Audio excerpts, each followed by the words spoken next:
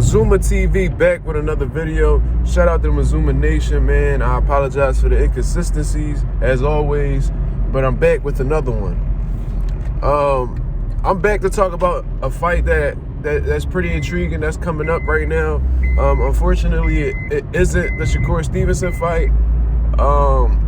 And it's only because I don't know too much about his opponent. It has nothing to do with Shakur. I'm a big fan of Shakur Stevenson, you know what I mean? But I'm just not read up as of right now on his opponent. The only thing I do know about him is that he defeated Nakatani.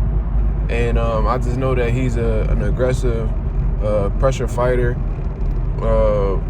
That's all I really know about him. And if I don't know too much about a fighter, I'd rather not talk about him, because otherwise it'll be me just sounding ignorant. You know what I mean? But the fight that I do want to talk about, that I am well read up on, is Vasiliy Lomachenko versus Devin the Dream Haney.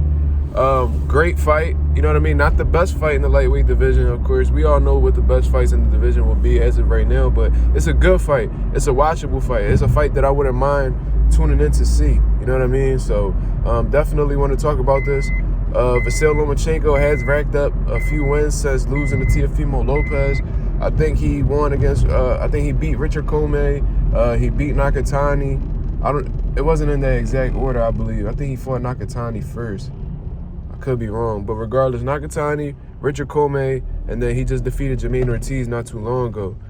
And Devin Haney, obviously, coming off two back-to-back wins against George Kambosos, and becoming the undisputed champion at 135. And that's something that Vasiliy Lomachenko has been trying to accomplish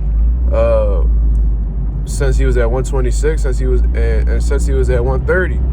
He was able to unify, but not be the only champion in his division, which Devin Haney is.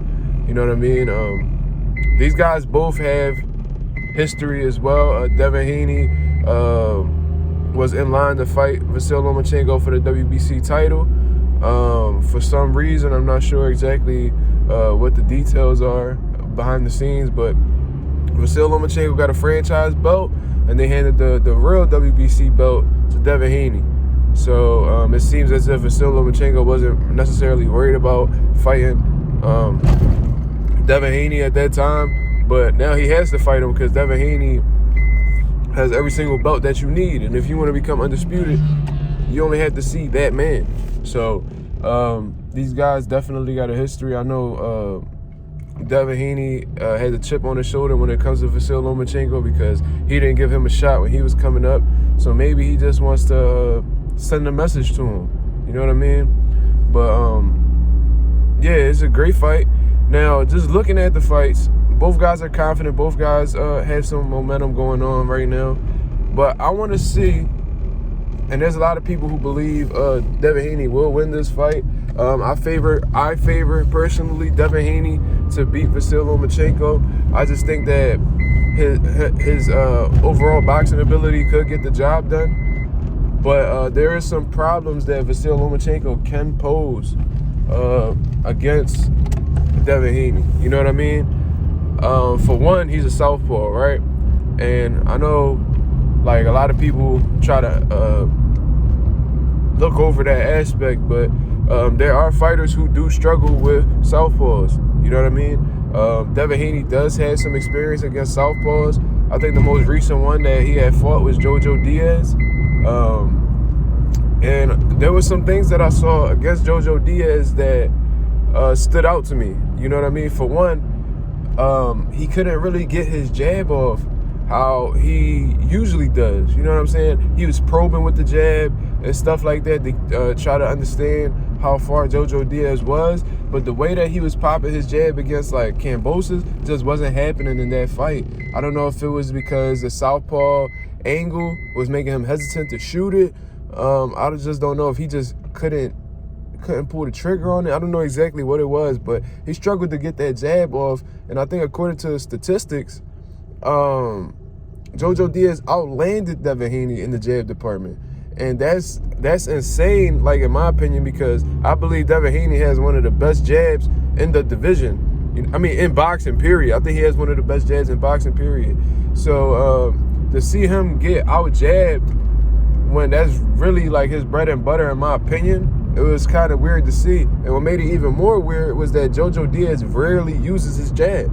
You know what I mean? He's not a big jab kind of fighter. He likes to just load up on his shots, and he doesn't necessarily set up his power punches off the jab most of the time. We seen it when Jojo Diaz fought Gary Russell.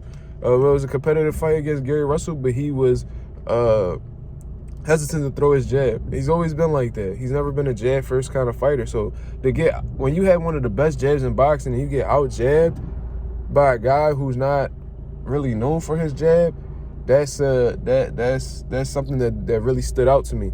You know what I mean? So and I genuinely believe that Vasiliy Lomachenko is a better overall fighter than Jojo Diaz. He's more skilled than Jojo Diaz, hands down, and he has a jab that I believe is superior to Jojo Diaz. So that's definitely something that we have to pay attention to. Also, Devin Haney does not mind fighting on the back foot. You know what I mean? And that could favor Vasiliy Lomachenko because Vasiliy Lomachenko's style benefits him more when he's coming forward. Vasiliy Lomachenko does not do well when he's fighting on the back foot. We've seen it against Teofimo. We've seen it against Orlando Salido. You know what I mean? He's not somebody who likes to be on the back foot. He needs to walk forward. He likes to close the gap and create angles in the midst of shooting his offense. That's who Vasiliy Lomachenko is. So there might be some things that Devin Haney will be doing in the ring that could play to Vasiliy Lomachenko's favor. You know what I mean? It could possibly get him some rounds. And if Devin Haney doesn't make the proper adjustments to take that away from Vasiliy Lomachenko, he could get more rounds than he's supposed to. You know what I mean? And that's not something that Devin Haney wants to do on a top rank fight against one of Bob Arum's favorite fighters. You know what I mean? That's just something that he needs to steer clear from. You know what I mean? There are some keys to victory that Devin Haney should, you know what I mean, execute. For one, like I said, Vasiliy Lomachenko does not do well off of the back foot. And considering that he has one of the best jabs in boxing, he should push Vasiliy Lomachenko back on the back foot with his jab. Constant jabs. And then for one, if Devin Haney is constantly popping his jab and keeping him on the outside, whenever Vasiliy Lomachenko attempts to step in, he'll have to he's gonna have to reset. You see what I'm saying?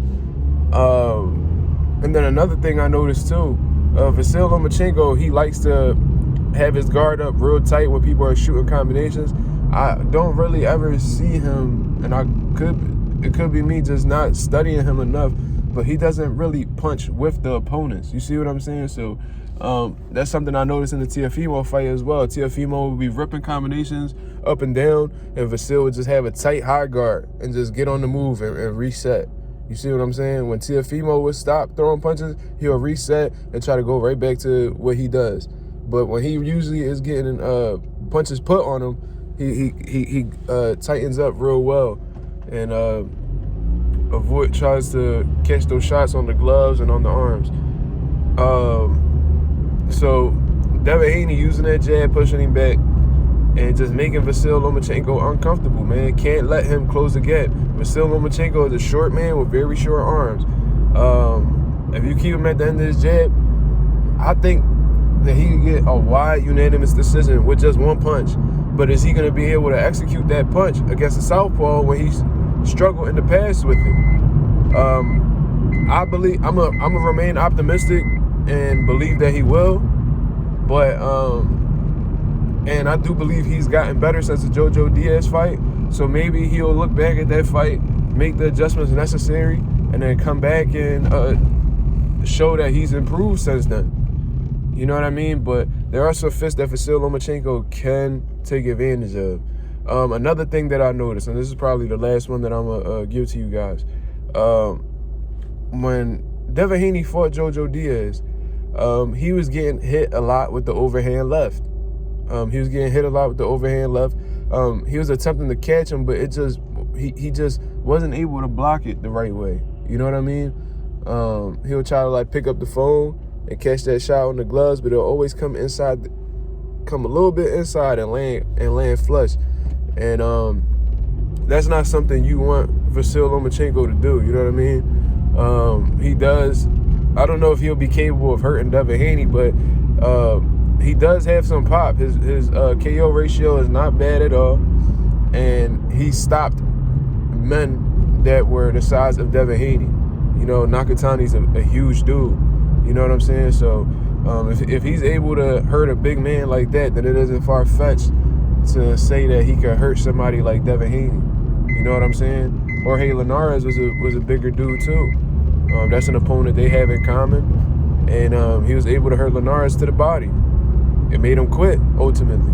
You know what I mean? So that's definitely something Devin Haney has to be respectful of, and just be on point defensively, man. Keep him at the end of your punches. Use your speed combinations to constantly make Vasiliy Lomachenko reset. And I do believe he can get a wide cut unanimous decision. There's also some things that could play in Devin Haney's detriment. It could also play to his advantages. For his advantages, it would be that Vasiliy Lomachenko does look like he's slightly on the decline. You know what I mean? Vasiliy is still a great fighter. He'll still beat a lot of guys in the lightweight division, but he isn't, in my opinion, the same guy who fought Nicholas Walters or the same guy who fought Gary Russell or Guillermo Rigondeaux. You know what I mean? Totally different fight. Not totally different, but like I said, on the decline. You know what I mean? What also benefits Devin Haney is that Vasily's not really a 135. He's a smaller dude. You know what I mean? And Devin Haney has been able to dominate bigger men who possess more power. You know what I mean? So that also plays to you fighting a smaller man. You know what I mean? And then what could go to Devin Haney? The only thing that I see that could be hurtful to Devin Haney is the weight cut. When you watch his last fight against Kambosos at the weigh-ins, his face looked extremely sunken in. He looked more drained than usual. I just don't know if it was a bad cut. I don't know exactly what it was, but he did look more drained than usual. Usually when he weighs in, his cheekbones are more like out there to see.